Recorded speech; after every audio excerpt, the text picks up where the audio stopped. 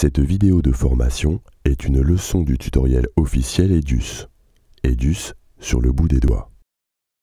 Si vous êtes intéressé par la formation complète, d'une durée de 15 heures et 320 leçons, contactez votre revendeur Edus ou rendez-vous sur tutorial.edus.fr.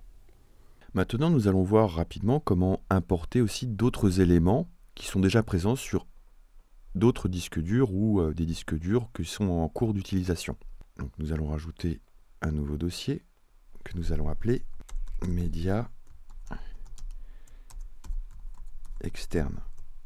Alors toujours attention à la localisation des éléments que vous importez. S'ils sont sur un disque externe, sur une clé USB et ainsi de suite, il faudra faire attention au fait qu'ils peuvent apparaître offline si vous ne faites pas une copie dans le dossier du projet ou sur le disque de travail en cours. Donc la première méthode consiste à cliquer sur le bouton « Ajouter un clip ». Ici, vous accédez au disque dur de l'ordinateur. Donc nous allons sur nos sources. On va prendre par exemple une photographie. Alors ici, vous voyez, vous avez la disponibilité par défaut de cocher « Transférer dans le dossier du projet ». Ça veut dire que automatiquement, Edus va créer une copie du fichier sélectionné dans le dossier du projet. Donc là, on va sélectionner deux clips, par exemple. En dessous, la petite coche séquence de clips, c'est intéressant si vous utilisez des exports issus, par exemple, de 3ds Max ou d'un logiciel de rendu ou d'une suite d'images ou du cinéma DNG, par exemple. Dans ce cas-là, Edus les reconnaîtra et les assemblera comme un seul clip. Donc là, j'ai bien coché « Transférer dans le dossier du projet ».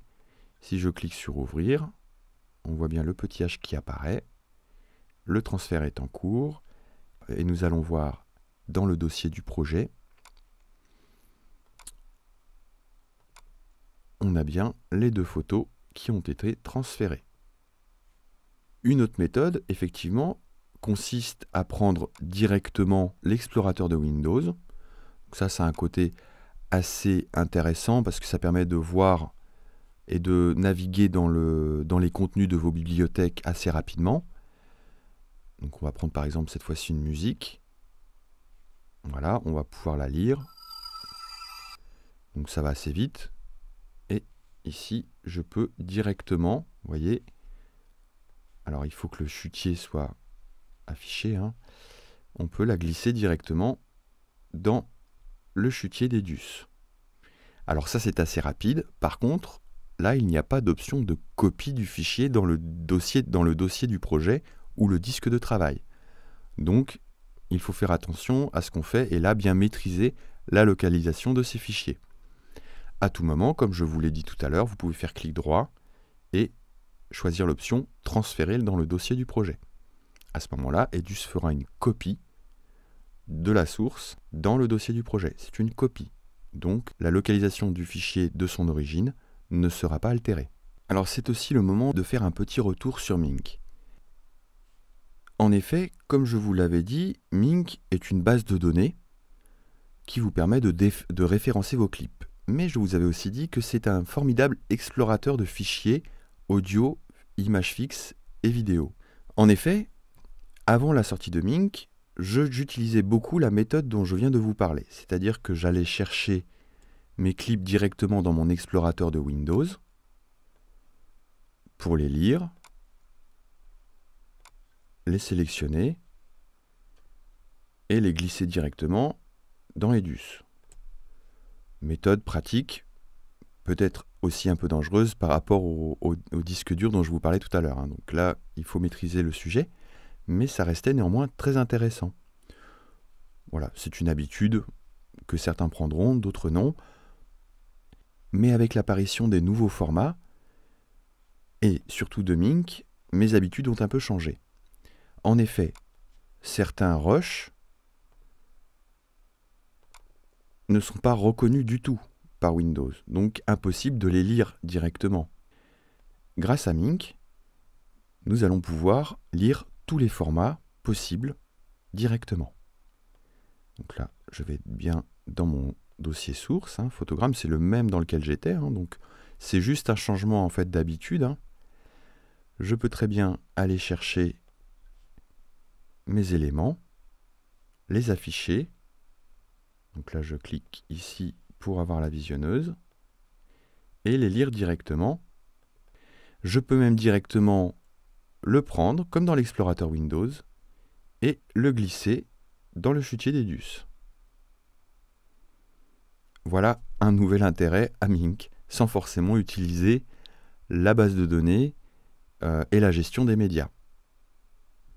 C'est un formidable outil aussi pour ça, juste pour lire des rushs que Windows ne va pas forcément reconnaître. Avant de faire le lien avec la méthode Mink que nous avons vue tout au début de ce chapitre concernant la capture, nous allons voir aussi comment récupérer la musique depuis un CD audio. Dans le navigateur de source, vous avez certainement vu que dans la liste apparaît CD, DVD, audio. Vous avez ici, donc là j'ai inséré un CD audio dans le lecteur CD de l'ordinateur et vous accédez ici directement aux sources du CD. Vous avez la possibilité de faire une lecture et vous pouvez enregistrer, ajouter et transférer dans le chutier l'élément que vous souhaitez. Alors ça c'est intéressant, lorsque vous avez un montage en cours, vous pouvez très bien mettre la timeline en lecture et mettre le lecteur CD en lecture directement depuis le navigateur de source, ce qui permet de voir si une musique peut bien convenir avec votre montage en cours. Donc là j'ai cliqué ajouter et transférer dans le chutier. Le clip est en cours de transfert.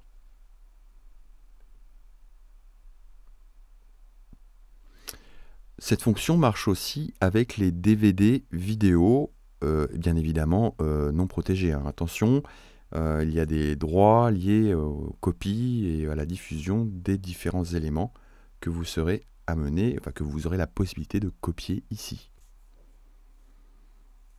L'état de la capture est à 100% dans le chutier. Le clip est disponible. Donc nous pouvons le monter,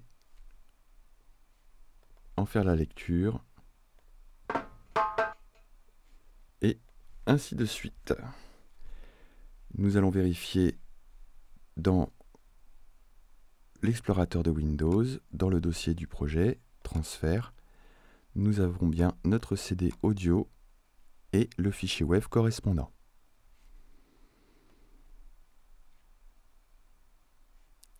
Alors, concernant Mink, au tout début de ce module concernant la capture, je vous ai proposé de faire une partie de dérushage, donc tout ce qui va être l'importation et le référencement de vos rushs via le gestionnaire base de données de médias Mink.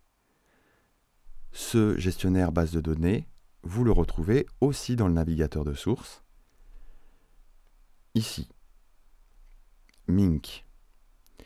Vous avez la possibilité, comme dans Mink directement, d'afficher tous les clips qui sont référencés dans la base de données. Donc là, cette fois-ci, on parle des clips référencés dans la base de données, qui sont stockés donc, dans la bibliothèque de Mink. Nous avons, de manière classique, demandé à Mink de les mettre dans le dossier de la bibliothèque. Nous retrouvons tous ces clips ici. Donc on ne peut afficher que les vidéos, que les images fixes, que les audios. Donc pour l'instant, nous n'avions référencé que les vidéos. Nous retrouvons les catalogues, les favoris, donc tous ceux que nous avions notés avec des petites étoiles. Nous retrouvons les catalogues de Mink et les catalogues intelligents, ainsi que les storyboards.